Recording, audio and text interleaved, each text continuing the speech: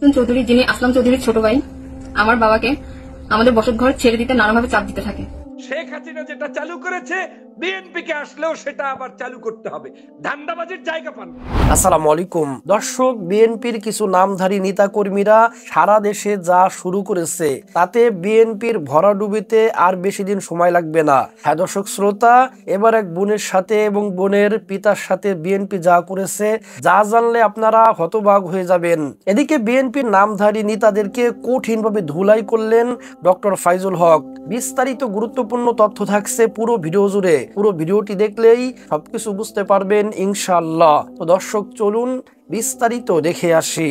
হোসেন চৌধুরী, যিনি আসলাম চৌধুরীর ছোট ভাই, আমার বাবাকে আমাদের বসতঘর ছেড়ে দিতে নানাভাবে চাপ দিতে থাকে। আসসালামু আলাইকুম, আমি হনুফা আক্তার, আন্তর্জাতিক ইসলামী বিশ্ববিদ্যালয় চট্টগ্রামে মাস্টার্সে অধ্যয়নরত একজন ছাত্রী। আমি দেশের সকল ছাত্রছাত্রী, আমার বিশ্ববিদ্যালয়ের ছাত্রছাত্রী, সেনাবাহিনী, পুলিশ, র্যাব, প্রিন্ট ও ইলেকট্রনিক্স মিডিয়ার কাছে এবং দেশের উপদেষ্টা মণ্ডলীর কাছে আমার পরিবারের জানমালের নিরাপত্তা চেয়ে এই ভিডিও করছি। আমার পৈতৃক নিবাস পটুয়াখালী। আমার বাবা দীর্ঘ 40 বছর যাবৎ আমরা 4 ভাই বোন ও আমার মাকে নিয়ে চট্টগ্রাম জেলার সীতাকুণ্ড থানাধীন সিলেমপুর সিডিয়াতে বসবাস করে আসছে। আমাদের জন্ম এবং পড়ালেখা চট্টগ্রামে। আমার বাবা সিলেমপুর সিডিয়ার পাশে জলিল টেক্সটাইল মসজিদের পুকুরের উত্তর পাশে বিগত 2010 সালে 10 শতক ভূমি বায়না করে 2011 সালে রেজিস্ট্রি দলিল মূলে মালিক হন। বাউন্ডারি দিয়ে মাটি ভরাট করেন এবং সেমি পাকা ঘর নির্মাণ করে আমরা বসবাস করি ও কিছু ঘর ভাড়া দিয়ে তার ইনকাম দিয়ে আমাদের পরিবার চলে। আমজাদ হোসেন চৌধুরী, যিনি আসলাম চৌধুরীর ছোট ভাই, আমার বাবাকে আমাদের বসতঘর ছেড়ে দিতে নানাভাবে চাপ দিতে থাকে। বিগত 16/9/2024 তারিখ আমার বাবাকে আমজাদ চৌধুরী লোকের মোবাইল থেকে কল দিয়ে অশ্লীল ভাষায় ঘর খালি করে দিতে বলে, আর যদি না করি তবে আমার বাবাকে এবং আমার পরিবারের সদস্যদেরকে ভাড়াটিয়াদের সামনে পিটানোর হুমকি দেয়। বিগত 21/9/2024 তারিখ আমজাদ হোসেন চৌধুরীর বড় ভাই আসলাম চৌধুরীর সাথে দেখা করতে গেলে আমজাদ চৌধুরী ও তার লোকজন আমার বাবাকে এবং আমার বড় ভাইকে শারীরিকভাবে মানসিকভাবে নির্যাতন করে এবং আমার বাবাকে একটি কক্ষে ঘণ্টাখানেক আটকে রাখে এবং আমজাদ চৌধুরীর লোক সুমন ও অজ্ঞাতনামা কয়েকজন এসে ঘর খালি করে দেওয়ার প্রতিনিয়ত হুমকি দিতে থাকে। আজ সকালে আমজাদ চৌধুরীর লোকজন আগামীকালের ভিতর ঘর খালি করে দিতে বলে। যদি ঘর খালি না করি তাহলে আমজাদ চৌধুরী তার লোকজন দিয়ে আমাদেরকে এবং ভাড়াটিয়াদেরকে ঘর থেকে বের করে দিবে এবং দখল করে নিবে। আমার বাবা বিগত 18/9/2011 সালে আনোয়ারা জাহান থেকে ভূমি খরিদ করে ঘর নির্মাণ করে। আমরা দখলে আছি। দেশে আইন আদালত আছে। আইন আদালতের তোয়াক্কা না করে যদি এভাবে জোর দখলের চেষ্টা হয় তাহলে আইনের উপর মানুষের আস্থা হারাবে। ভারতপন্থী থাকতে পারবে, চায়নাপন্থী থাকতে পারবে, ইসলামপন্থী থাকতে পারবে না? অবশ্যই থাকতে দিতে হবে, সেটা আমার অধিকার। কিন্তু আমি দেখছি এখন যারা সমালোচনা করে ফেসবুকের আইডি খুঁজলে দেখেন প্রোফাইল লক, কিন্তু কমেন্টস করে খুব সুন্দর। আইসা বলে আপনাকে এ দলে মানায় না, আর এক দলে গেলে সুন্দর। ওরে বাপ রে বাপ, বাচ্চারার ভিতরে ঢুকে দেখি আইডি লক করার পরে মেসেজ দেই, ভাই আপনি এখন তো আওয়ামী লীগ ক্ষমতায় নাই, তে এত বড় একজন মহারথী বিএনপির, তা আপনার আইডি লক কেন? আমরা কেউ পারফেক্ট না। বাংলাদেশের যত বড় রাজনৈতিক দল হোক, বিএনপি হোক, জামাত হোক, হেফাজত হোক, কারোরই আপনি বলতে পারবেন না যে 100% সে পূর্ণাঙ্গ ব্যক্তি কিংবা পূর্ণাঙ্গভাবে প্রতিষ্ঠিত কিংবা ভালো মানুষ। এটা কেউ দাবি করার সুযোগ নেই। অ্যাজ এ হিউম্যান আমাদের প্রত্যেকেরই ত্রুটি বিচ্যুতি, ভুল ত্রুটি থাকবে। আমি যেটা আগেও বলার চেষ্টা করছি, এখনো বলছি, সেটা হচ্ছে একটা দল যখন এখান থেকে চলে গিয়েছে, এই যে একটা মানে অ্যাবসেন্সের জায়গাটা, সেটার কারণেই এই দলগুলোর মধ্যে বিভিন্ন ধরনের আলাপ আলোচনা হচ্ছে, সাংঘর্ষিক কথাবার্তা হচ্ছে। কিন্তু আমাদের ওই জায়গাটায় নীতিগত জায়গায় সঠিক থাকা উচিত যে আমি আসলে বিরোধিতা কতটুকু করব। আমি রক্কাটা বলবো না, আমি চাঁদাবাজ বলবো না, আবার আমি তাকে এ ভাষায় ও ভাষায় এক পার্টি আর এক পার্টিকে আমরা সমালোচনা করব না। আমার আলোচনা করার তো বহু সাবজেক্ট আছে। আমি কথা বলবো আওয়ামী লীগের দুর্নীতি, দুষ্কৃতি, অন্যায়, অবিচার, লোপাট, পদ্মা সেতু, গত 16 বছর বলতে বলতে ফেসবুক তো ভারী হয়ে গিয়েছে। এই আমার প্রোফাইল ঘুরলে আপনি আওয়ামী লীগের কি পাবেন না, সব পাবেন আপনি। আবার ওগুলোকে রিস্টার্ট করে ছেড়ে দেন।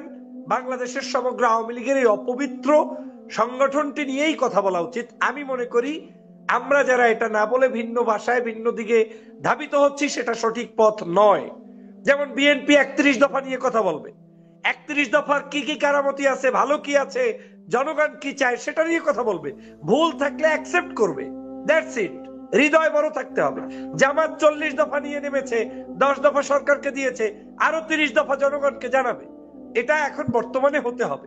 শোনেন, আমি বারবার বলেছিলাম যে বিজয়টা যেহেতু দলীয় মোড়কে আসে নাই, সে কারণেই এই সংঘাতের সূত্রপাত। 16 বছর আমরা অনেক কিছু করেছি, অনেক জুলুমের শিকার হয়েছি, নির্যাতনের শিকার হয়েছি, কিন্তু আমরা গোলটা দিতে পারি নাই। গোল দিয়েছে দেশপ্রেমিক কিছু শিক্ষার্থীরা, তারা নেমেছে, এবং এই কথা তো অস্বীকার করার সুযোগ নেই। আমি আমার লাইভে কেঁদে কেঁদে বলেছি, ছাত্ররা আপনারাই সামনে থাকবেন, আমাদের নেতারা ছাত্রদের নেতৃত্বে পিছনে থাকবেন, আপনাদেরকে সাপোর্ট দিতে হবে, কিন্তু নেতৃত্বে শিক্ষার্থীই থাকুক। কারণ হাসিনার পলিসি এমন ছিল, দলীয় মোড়কে কিছু হলেই সেটাকে গুলি করে, হত্যা করে, নির্যাতন করে বন্ধ করে দিত। অতএব ওই সময় সমগ্র রাজনৈতিক দল যে চিন্তার আলোকে সবাইকে সহযোগিতা করেছে, ওই সহযোগিতাটা আমাদের অব্যাহত রাখতে হবে। এখন যারা গোল দিয়েছে, স্বভাবত কারণেই তারা রাজনৈতিক দল করবে, বিভিন্ন মত করবে, সংস্থা করবে, এটাকে মেনে নিয়েই রাজনীতির জায়গায় আপনাকে অ্যাডাপ্ট হতে হবে। আমাদের প্রবলেম হচ্ছে আমরা অ্যাডাপ্ট হতে অভ্যস্ত না, আমরা সব সময় ওল্ড ভার্সন নিয়ে চলতে চাই। হবে না, পারবেন না। আপনি বাংলাদেশে 2001 সালের নির্বাচনের যে প্র্যাকটিস, আর এই 2024-এর পর এখন নতুন যে 25-এ হোক 26-এ হোক যে নির্বাচন আসবে, এই নির্বাচনের প্র্যাকটিস এক কোনোদিন হবে না, হবে না, হবে না। চোখের সামনে দেখতে পাচ্ছি 2001 সালে এদেশের ইমাম, কারি, হাফেজ, মাওলানা, মুরব্বী, ইসলামপন্থী সবাই ওই ধানের শীষ নিয়ে তারপরে আওয়ামী লীগের বিরুদ্ধে মিছিল করে ঐক্যবদ্ধভাবে বিজয় ছিনিয়ে এনেছে। কিন্তু এই 26-27 যে নির্বাচন হবে, আওয়ামী লীগ যেহেতু সেখানে অ্যাবসেন্ট থাকতে হবে, জনতার দাবি আমরা জানি না এখনো থাকবে থাকবে না, কিন্তু আওয়ামী লীগকে যেহেতু আপনি এখান থেকে বিসর্জন দিয়েছেন, দ্যাট মিনস এখন আপনাকে এই জায়গায় আপনি ওই সিংহভাগ আলেম ইসলামিক স্কলারদেরকে আবার পাবেন না। তো না পাবেন, সেটাকে ধরে নিয়েই তারপরে আপনার রাজনীতি সাজাতে হবে। আমি মনে করি বাংলাদেশের এই যে সরকার আছে, এই সরকারের বিরোধী বিএনপি না, এই সরকারের বিরোধী আমরা কেউ না, কিন্তু সরকারকে যথাপযুক্ত সময়, আবার এটাও আপনাকে বলি, যারাই এই যে নির্বাচন করি, যাই করি, এরা কেউই 25 সালের মধ্যে নির্বাচন না হইলেও কেউ মন খারাপ করে এই ইউনূস সরকারকে হটানোর জন্য নামবে না। কারণ এই ইউনূস সরকারকে হটাতে আপনি নামলে এর পরের অপশনটা হচ্ছে এর চেয়ে আরো ভয়াবহ। আপনাকে হয়তো যেতে হবে সেনাবাহিনীর শাসনে, নয় যেতে হবে অন্য কোনো কিছুতে। কোনো অবস্থা দিয়ে এই সরকারকে কেউ কোনোদিন ফেলাতে চাবে না। আমরা কি করছি? সমালোচনা করছি।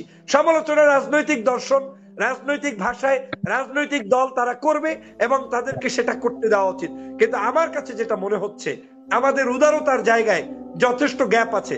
সব আপনাকে সাগর ভাই একটা বিষয় আমি বলি, মুন্নিয়া আপাও একটু আগে বলেছিলেন, বাংলাদেশে এখন যে সমস্যাটা হচ্ছে, আমি গত কয়েকদিন পর্যন্ত আমার আইডি এবং কমেন্টস অ্যানালাইসিস করে দেখলাম, আওয়ামী লীগের লোকগুলো বিএনপি সেজে কমেন্টস করে।